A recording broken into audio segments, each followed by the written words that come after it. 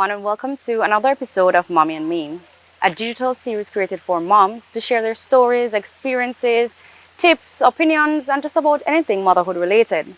We're here at the beautiful Chilean restaurant located in Hope Zoo, where we'll be meeting with our first guest. To tell you a little bit about her, she's somebody who I truly admire. She's a fearless, resilient, and a no-nonsense woman, and what I consider a mom entrepreneur, CEO and owner of the label Snob.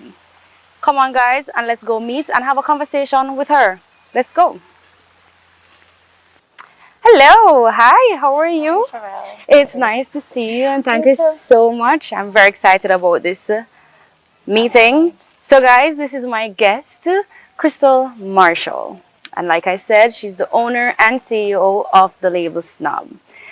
The reason I'm so excited to talk about or talk to her is because she's one of those women who she's fearless when it comes on to talking about sensitive topics that a lot of people shy away from. So let me not say too much, but allow her to tell you a little bit about herself. So tell us, Crystal, a little bit about yourself. Okay, so I just hit a milestone, which is 30. And for me, it says a lot because it's not where I wanted to be in life, but I'm still pretty, I'm satisfied, is what I should say. It Life didn't go the way I planned it, or maybe the way my parents planned it, but I feel proud of myself. Yeah, and I think that's one of the things as a mom and a young mom, we have to really season that into our brains and soul and everything to kind of remind ourselves that, listen, we're doing very good. And it would lead me to my next question, which is tell me 5 things about yourself or describe in 5 words how motherhood has been to you. Motherhood. So it's something that I take very seriously. It's my number one job. I'm a mother before anything else. I People may not see it when they look at me, but I'm a very mom. I don't give my son any space. So we still sleep in the same bed sometimes. It's more of an issue for me than It is for it is for him. him. It's important for me to fall asleep beside him. Oh, So I know the so feeling. I've learned that about myself. I'm a very clingy mom. I Your smother mommy. him. Yes, I smother him. Another thing, I learned so much about myself because I think becoming a mother, I allowed society to impose a lot of expectations on me, which for the last 4 or 5 years, I put a lot of my energy into doing, and I realized that's not really me. So Yeah. it's also brought me back to my true self. Another thing about motherhood that I would want to share with people, I say it a lot and people get offended. It is important for a father to play their role, especially financially. Yeah. To me, it is just as important as being present, right? Because True. let's face it, we are living in a world that is driven by, Cost of living is yes, hella it's high expensive. and it's expensive. So imagine being a single mom without the help of, Yeah, and you having know, to a juggle all that. counterpart. You're being mom and dad, so it makes your job harder because you're doing two jobs. Yeah. Being a mommy, being a dad, both presently and financially. So that's three. Another thing, I tend to I tend to compare myself to other women, and then have to remind myself I'm doing this while having a child. Yes. So, oh my God, she's a doctor and she has a business, you know? I do that a lot, and I'm like, oh my God, and my friends will be like, Crystal, you have a son. I'm like, yeah, that's true. Yeah. So maybe I'm not doing that badly. So I'm learning to not compare myself to those who are 30 and have a So much career, went to yeah. college and had a chance to finish because I didn't finish. Another thing I learned about it is you can be a mother and you can wear many hats. That's true. You can be corporate from 8 to 4, and then you can jump carnivals, start naked, and go to work the following day, fully dressed. And I feel like that's nobody's business. Yes. You come to work to work. And also, being a mom, you have to learn to balance that hat, especially if you're a single mom. So you have to learn to balance dating, work life, home life, and you have to learn to keep it all balanced. But guess what? Sometimes it's just not possible. Yeah. So how has motherhood shaped you and your, just your mental space and just overall? So I had my son when I was about 22, and I turned 23 a month later. Contrary to popular belief, I was 100% ready. I knew how to change diapers. I knew how to feed a baby. I'm a very nurturing I person. mean, you brought Yeah. up that you had a baby really young, and I mean, we don't consider it young anymore Yeah, no. because everybody's sort of running away from raising a child while they're older, just because, especially like you had mentioned, the financial restraints. But now it's just youthfulness. For me, I feel like it expects a lot of growth and maturity now with raising a child. And given that you had mentioned too societal norms that tend to hold this canvas over us to kind of make us feel as if we need to fit in and do what is expected of us to do. But outside of that, I'm sure there are certain things that you had, sacrifices that you had to make, and stuff like that, Yes, a lot of sacrifices. I mean, by the time I had my son, I would consider myself lost. I was just living. I really was just having fun. I was young, didn't care about much. Um, you could probably say I don't know, I was ready for a child. Even though I was just 22, I was ready. Financially, I wasn't ready, but I was ready, and I'm happy I had him then because that steered me to where I am now.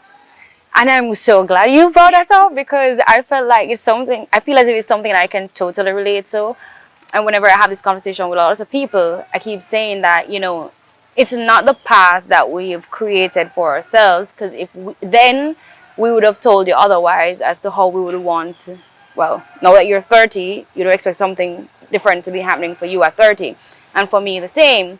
However, having a child now, it has caused us to sort of grow up a little bit earlier. But then I really don't have any regrets because I feel as if having her, she really forced me to slow down and focus on the things that really do matter and just kind of remember that, listen, life is happening. We need to keep up with life because time can stop at any time for us. Sure. And, you know, having them there, it's starting to show us that, listen, having somebody to look after really allows for us to put our goals and objectives and things in sight now. So it's no longer as we go along, it's more like working towards them, sort Yes, of thing. for sure. For sure. That's how everything I do is around my son. So he's my son, not just my SON. He's my SUN. Center of everything. Everything goes around him. Who I date goes around him. It's a package. I always tell people, he's with me. You're dating me, you're dating my son as well. And it's hard because a lot of men and even friends, you lose a lot of friends along the way. Yes, definitely. Yeah, and it's not even malicious. It's just that Yeah, it's different. I mean, some of them can't relate to why you can't come out tonight or why you don't have the money to or that why you for don't have the me energy. or the energy. Why you don't have the energy to do anything. A lot Yeah. of people get offended when they make plans and I'm like, yeah, Friday night they're They're calling like, Crystal's phone. no. No answer because guess what? I wasn't interested in the first place, but I sometimes I don't know how to say no. And I guess Yeah. with friendships, I don't place great value on friendships because I realize that people are they're seasonal. They come and go. So I don't want my son to grow up with the wrong concept of what a friend is. So just like my dating life, I don't welcome certain people into my home. That includes friends. Friends who I don't want to see my son seeing me with and thinking that, okay, it's okay for a woman to be that way. And she does burn her incense, guys, and her sage and all these things, cleansing. I have all my crystals. I'm religious, but I'm also very practical, right? So I don't beat around the bush, and I'm not afraid to, for example, the topic of money and a father. I mean, my son's dad thought I was all about the money, but I wasn't all about the money. But if it is that you don't come around, then make sure you get that one thing done because you make my life harder. You understand? So it's not that I'm just about the money. It takes money to raise. They have to go to school. They have to eat. We pay bills. So it's a very big part, as I said, of being present. Yes. It's a very big part for me because I decided when I had my son, I need to provide by any means Necessary, necessary. yeah. Nothing is out of the picture. You know what's funny? It was because of how Crystal and I met. We actually met on Instagram, and I just liked seeing her post. She was just authentic in everything that she did.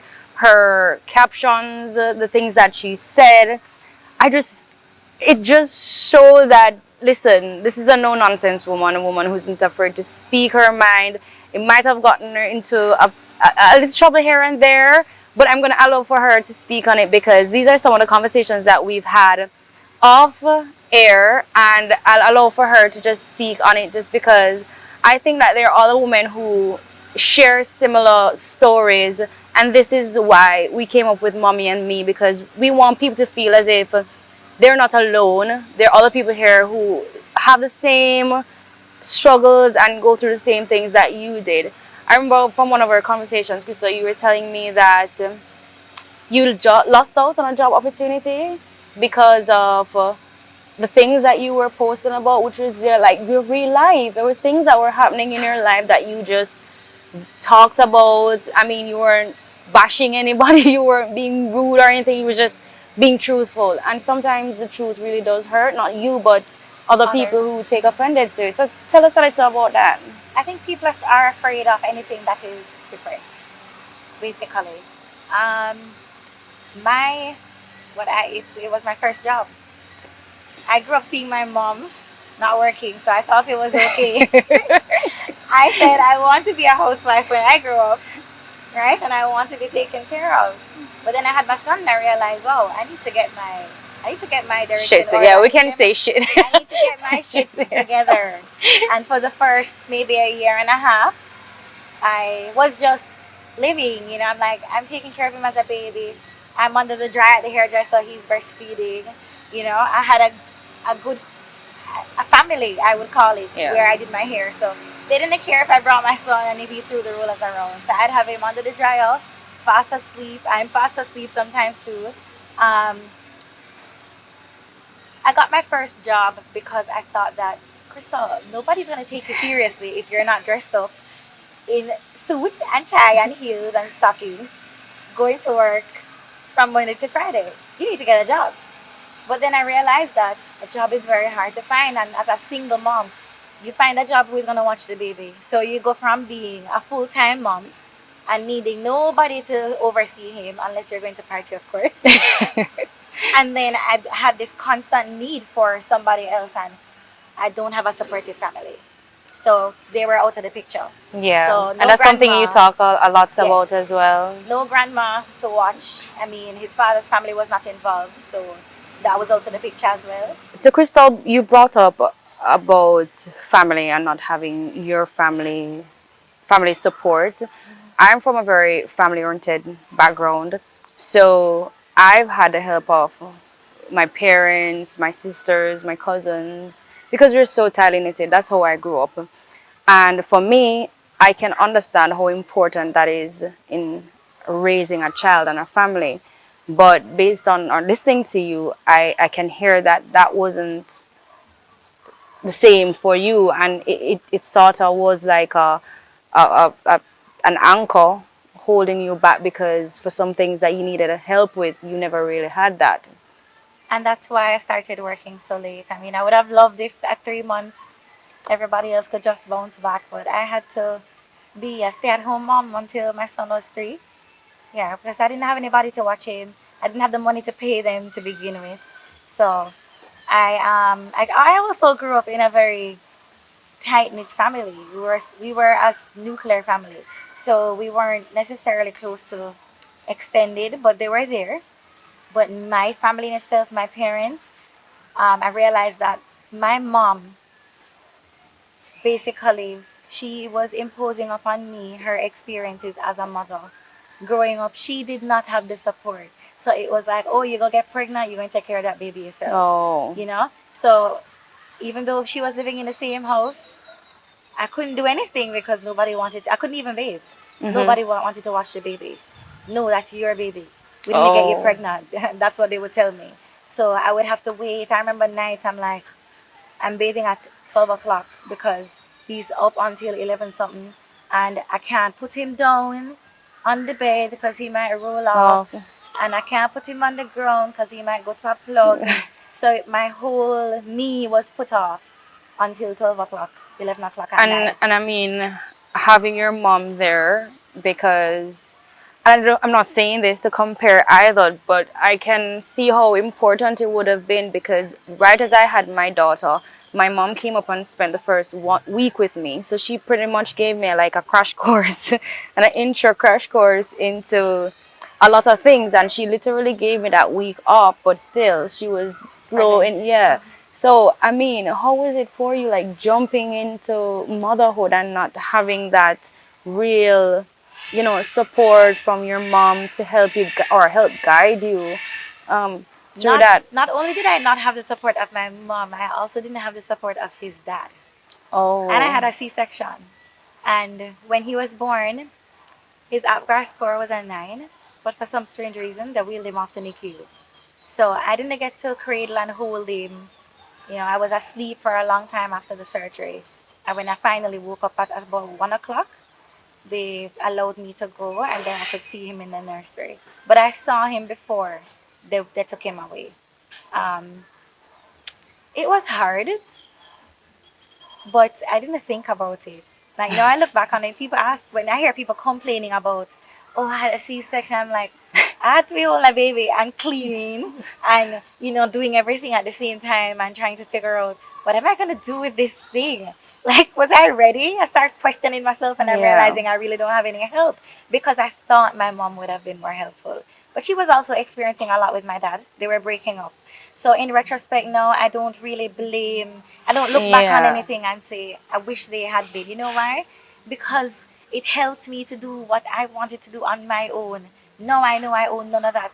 I can't say because of No, them, I yeah. got to, now I can say, I did this.